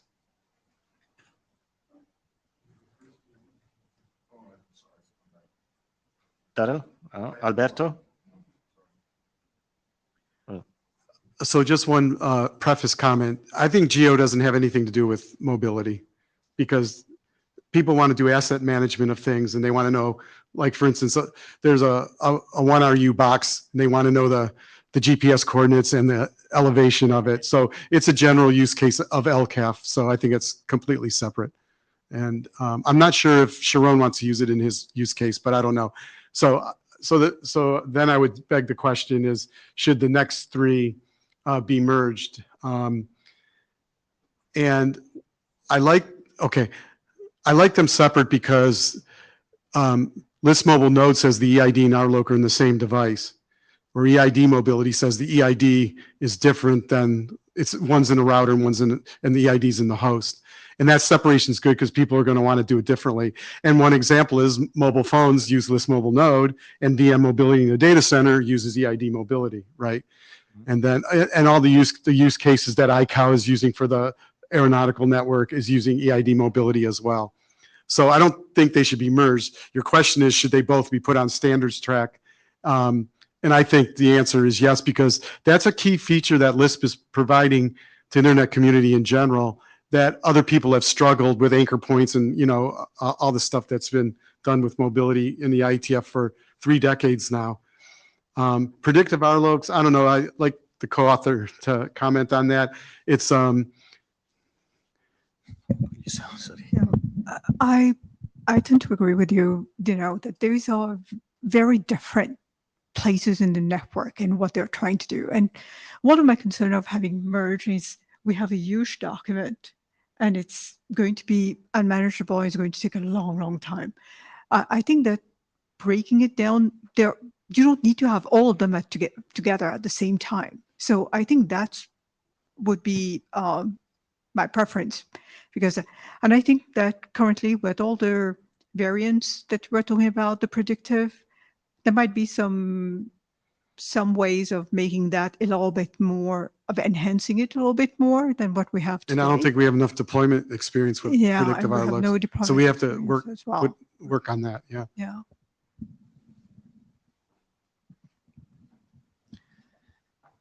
Yeah, this is Alberto. Yeah, I want to echo what Pat Mandino has said. I don't think this should be merged. I think they need to be separated. And in terms of deployment experience, EAD mobility is probably the one that has seen most production deployment, I think by far. Yeah, predictive RLOGs and geo-coordinate, I think that Pama has made good points as well. For LISP mobile node, that one has a bunch of different implementations. So in terms of implementations, we are covered. I don't know how much production use it has seen, especially when compared with the mobility. So I don't know. I mean, I'm not opposed to move it to a standard stack. Yeah. Well, I mean, OR and the different versions of OR, it has, I don't know, 4 flavors or whatever. But definitely EAD mobility, that one is used in production, and that one I think should be the priority number 1 on this list in terms of a standard stack. Okay. So from my side, I'm fine. Keep it separate. It's just they came along in a different time period. We'll just make sure we need to make sure that to really explain which use case they cover and refer to the other ones for the other use case that about mobility.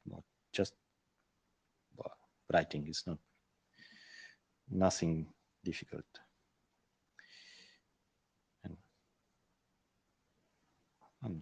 There's some delay. There are 3 documents that are related about security and privacy in certain ways. We have ECDSA authentication and authorization, EID anonymity, and VPNs. Again, this is a similar question. Should we consolidate? Should we anyway put a work item about privacy and security, and then let's see if we want to how we want to organize the set of documents. Could be as they are right now, or we can reorganize, to be decided. But the main point is, should we have a security and privacy work item, and should we include 8061?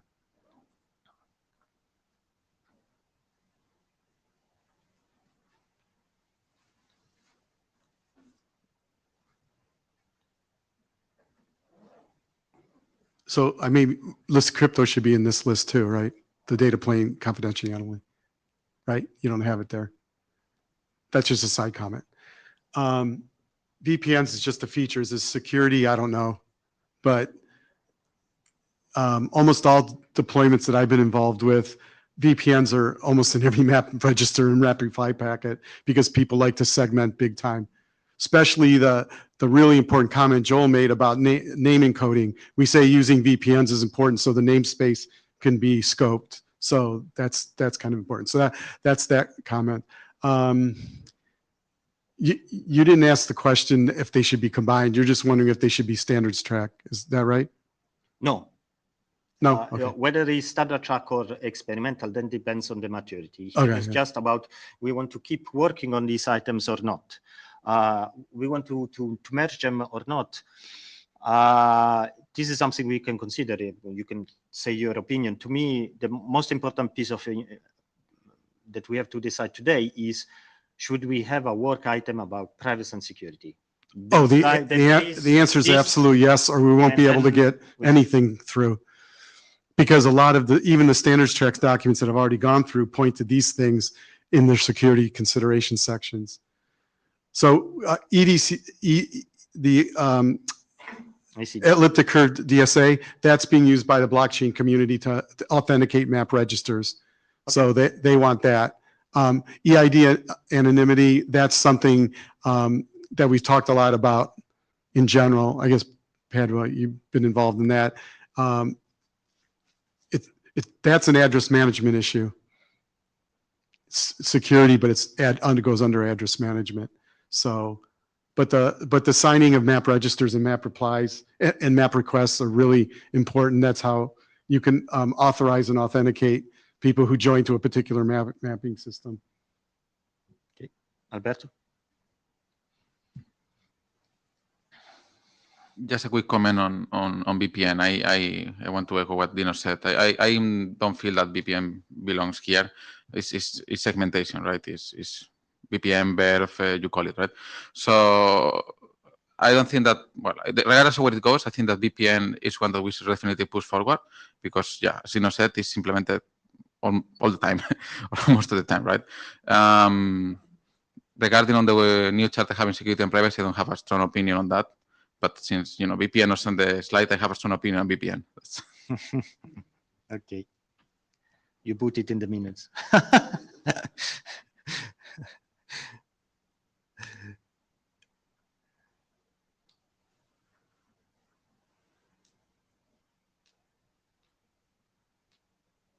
So there is the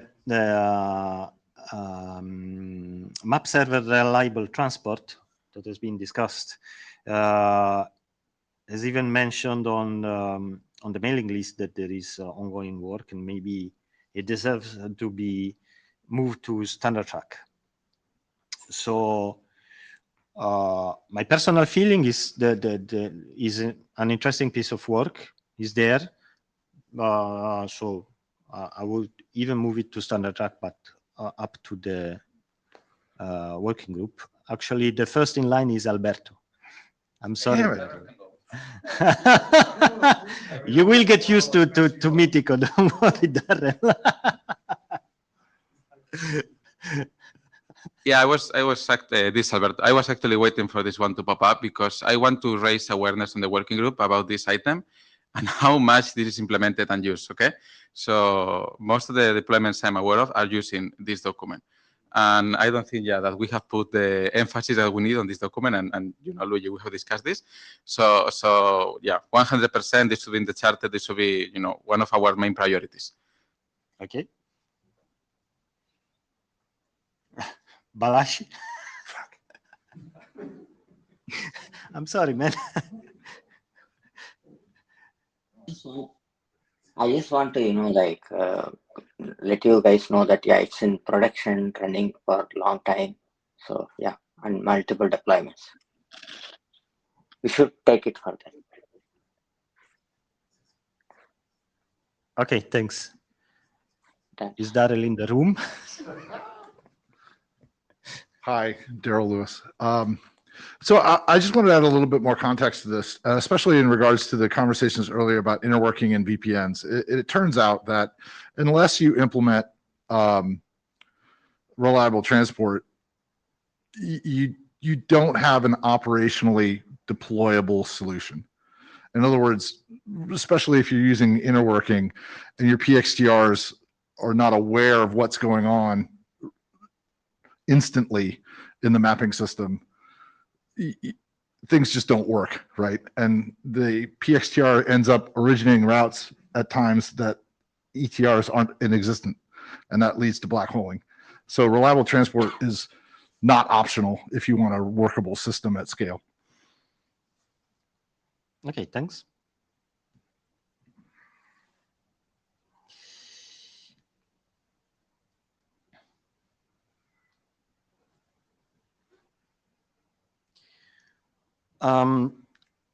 We have LISP-T, traffic engineering use cases. We have Nexagon. Satellite maybe can follow also in this group. Point is, these are not really creating or modifying the protocol itself. We may consider to publish them as a deployment consideration guidelines, something like that, instead of having a plethora of documents that just say, oh, if you have this use case, Lisp, you can apply it in this way. I mean, Lisp is very flexible and versatile. Doesn't mean we need to publish each and every possibility of using it. So, yeah, we can have a larger document that includes all what we see as main use cases or interesting use cases at this point in time, okay, and publish it as informational. We can have a living document. I don't remember exactly how it works, but at some point the ISG discussed this. Am I right, Alvaro? So this is also an option, I mean, and could be merged with other existing documents. So this is something we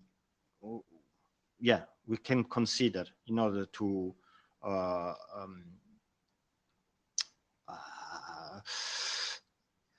I mean, there is, my personal opinion is there is interesting information on how you can use Lisp. Lisp historically came out from discussion about the routing scalability, etc. So hands up is not the main use case anymore.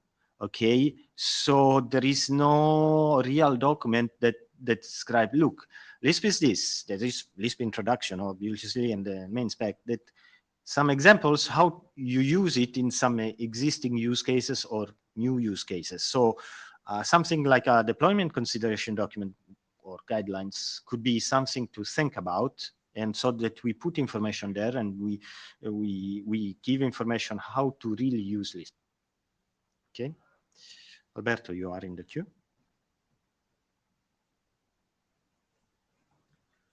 Yeah, this is Alberto. I'm not sure how to move this kind of documents forward, right? So one thing I know is that there should be a place for this information, because even if some of them is just, you know, how you can deploy Lisp on certain use cases, they contain information or they may raise awareness that, so if you didn't have these documents, you may not realize that you could do that use case with Lisp, right? The one I know better is the Nexagon draft, for instance. It uses Lisp in certain ways that, you know, it's pretty clever in certain ways to use Lisp, right? And maybe those didn't occur to you just by seeing the main specs. Similar thing for satellite networks, right? Maybe you don't think of using Lisp for satellite networks, but, you know, it's pretty good use case for Lisp. So I don't know if this should be informational or independent submissions. I'm not sure I agree with a single deployment consideration document, because, you know, it can grow too large. And so with that respect, maybe a living document could be a nice option. Even if it grows large, we have a lot of information. You can put pointers about real deployments or implementations, and something that makes sense to have it. I don't know. Yeah. I think this is something we need to discuss as a working group to figure out where this should go. But I think this should go somewhere. Dino? Yeah, I just have a comment on the TE document. That's a protocol document. It's not a use case document, because it introduces ELP, the explicit locator path, RLOC type record, just like Signal Free introduces the RLE. And so it's actually doing traffic engineering and steering of traffic. So it's a protocol mechanism to solve a problem. So thank you for pointing out. I was trying to slip over this part, but you are absolutely right on the fact that it introduces that mechanism. Yeah. But should be reshaped in a draft that just defines that mechanism, and then, as an example, you use traffic engineering as a use case. You see, and because that solution can be used also elsewhere. If you can be used as what? If you publish traffic engineering document use case looks like, okay, you can do traffic engineering with Lisp. This is somehow trivial. It doesn't highlight the technical contribution that you give. So I'm more than willing to keep the real technical content of the document, but we should be rewritten in a different way. Then if you say that, then you should split up signal free into two documents, one that defines RLE and then one that defines the use case document. I think there's no reason to split it up. I think we should keep it unified because it's all there in one place. And people, so for example, but the signal free document is about signal free. It's the signal free technical aspects, not just it's about running multicast over a non-multicast network, right? And TE is doing traffic steering. So I think it's just the same thing, right? It's just a matter of presenting the content. It's not about well, okay, revolution of the document. It's just my opinion that if we split it up, it'll be more confusing. No, Yeah. no, that's not what you mean? Okay. It's not what I mean. It's just reshape it in a way that the main contribution, the main part of the document will be really the technical part, not the use case part. In the way that is written today, oh, I have this main use case, then I do this little thing and it works. But the I whole would thing like is to have a technical solution, and It it is a says, technical- look, you can apply it here and there. Okay, it's just in a certain way restructuring the document and rewarding a little bit. I don't understand what you want to separate because it's a technical not document. separate, restructure. Structure. Okay, send comments to the list on what you don't like about the document.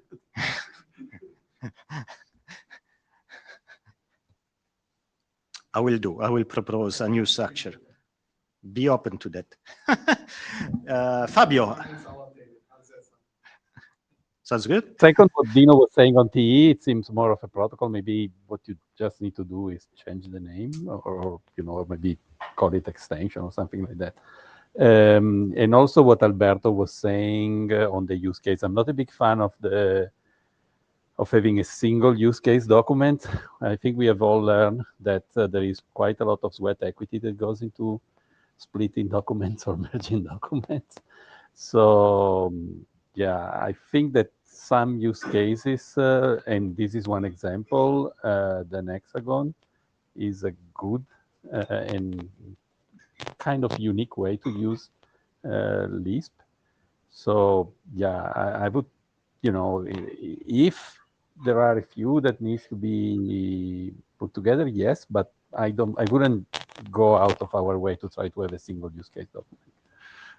So thank you, Fabio. Just one thing. I understand and I hear the concerns about having one huge document. Okay, but as a general and without targeting any document, we have also to understand that we are not here to publish a huge number of use cases documents that this will not go through the ISG. And I agree with that. I mean, if we want to publish deployments documents, we have to be careful to see why they deserve to be published. And this should be clearly stated in the charter. That's my take on this. Then Padma.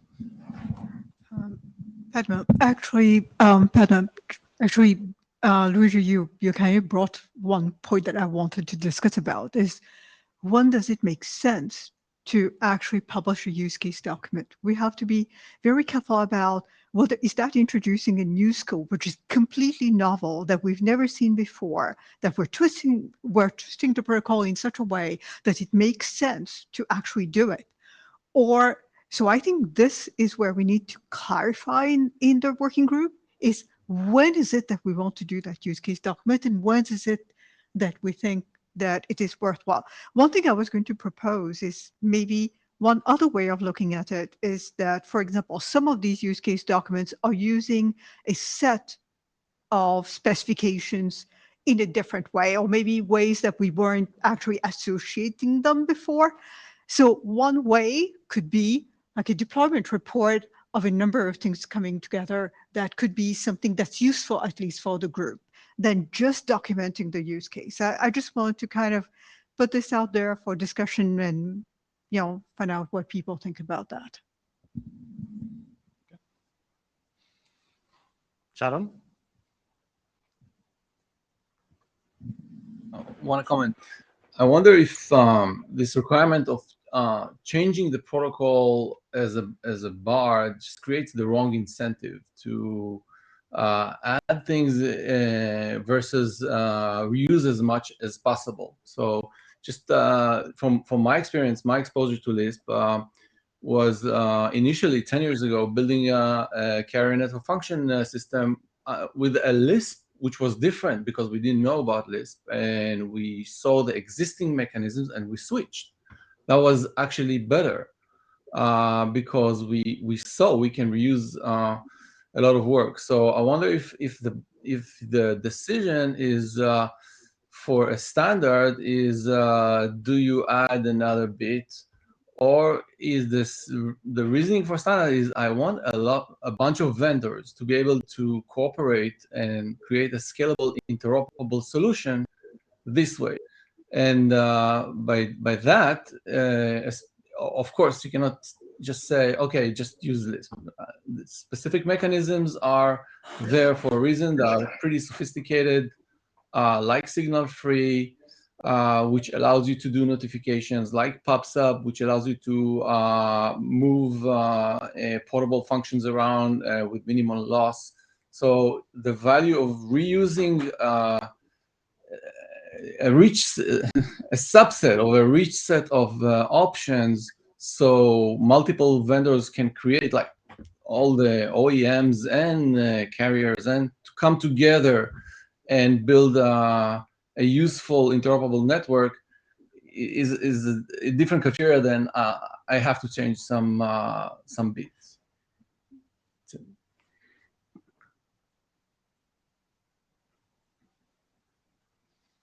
Okay, Fabio? Yeah, I think Padma had it right in saying that, when the use case is putting together certain aspects of the protocol and that is kind of unique, then it may be worth to have an individual document. And to me, the Hexagon looks like one. Another one is not in this list and is early now. It could be GB Lisp, for example, the ground-based Lisp. So those are, those kind of documents, or maybe the language of the charter should be saying something like that, right? That there may be some use cases that are worth to be treated individually, and others that can be put together in a deployment consideration.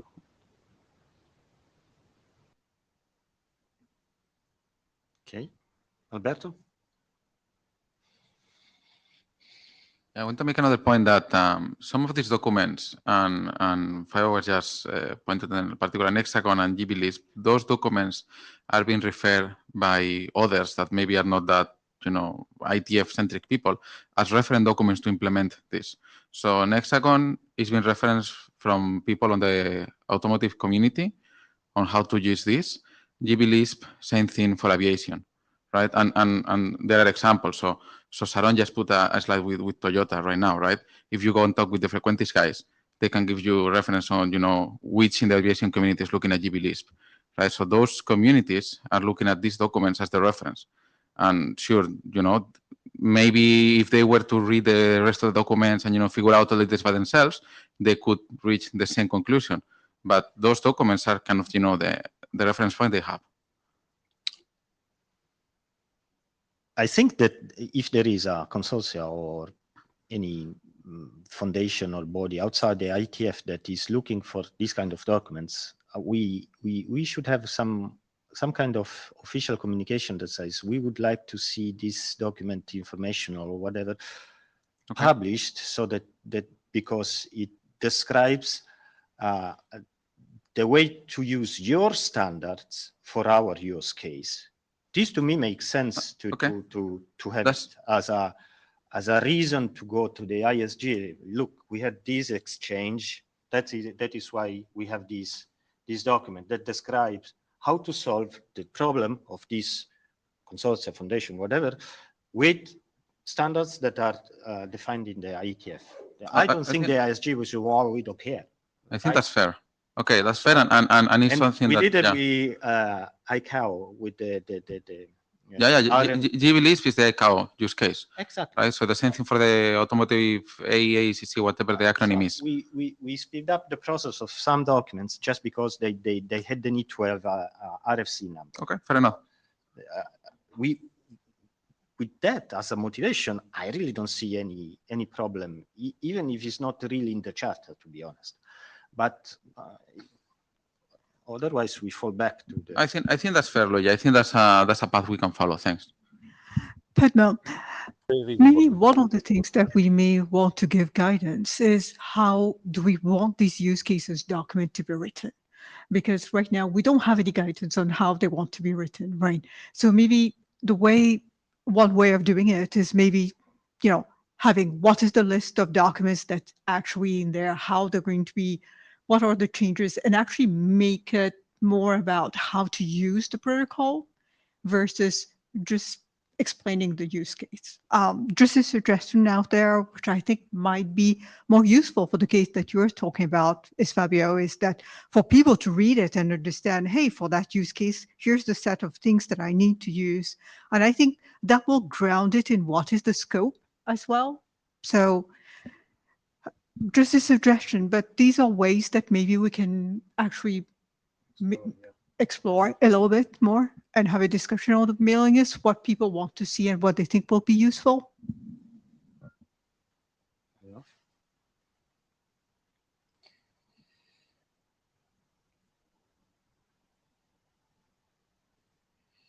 I think this is one of the last slides. Is not about working items that we have already in the charter. It's more an open question for the floor. If you think there is some important future work that has to be counted into the chartering, noting that future work doesn't mean I have an idea, so I have a draft, I want this to be in the charter, is something more consistent, okay, to work on for Lisp. And unless anybody goes to the mic, Alvaro.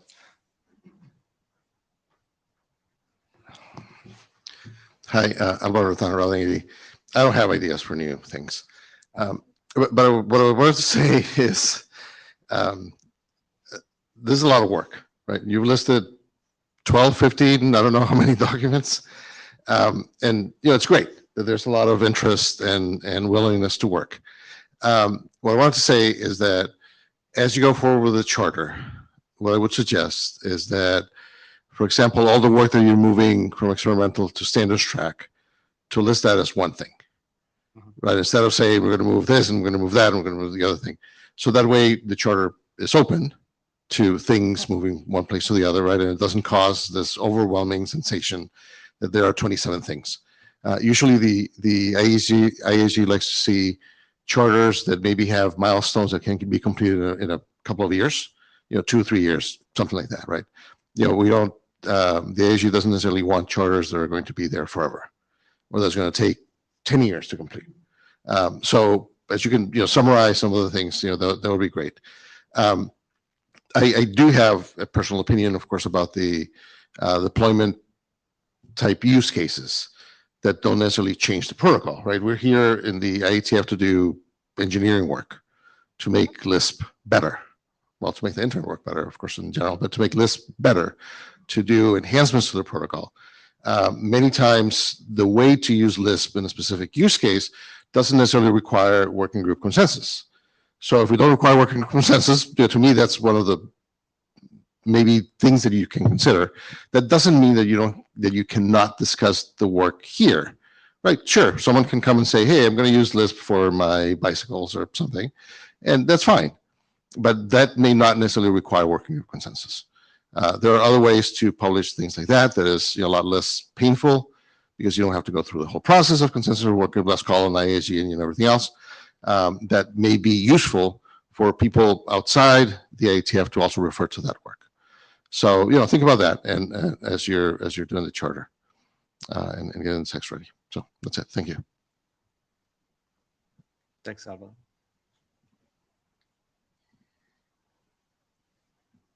Yeah, Don. We have 2 minutes left, but yeah, about the charter itself, what we went through today is not something that will be verbatim on the charter. The point was more to have to understand what we want to work on, at least to have a base. Okay, then the real charter will be written, proposed by the chairs here, and validated by you on the mailing list. Hopefully before being in San Francisco, I think is next time.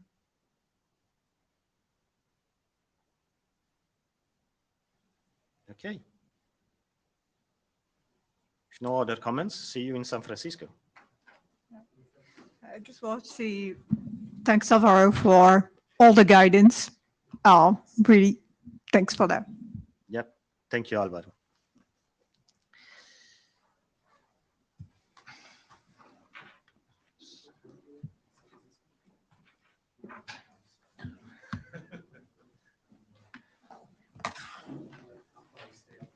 Alberto, you have a lot of minutes to write.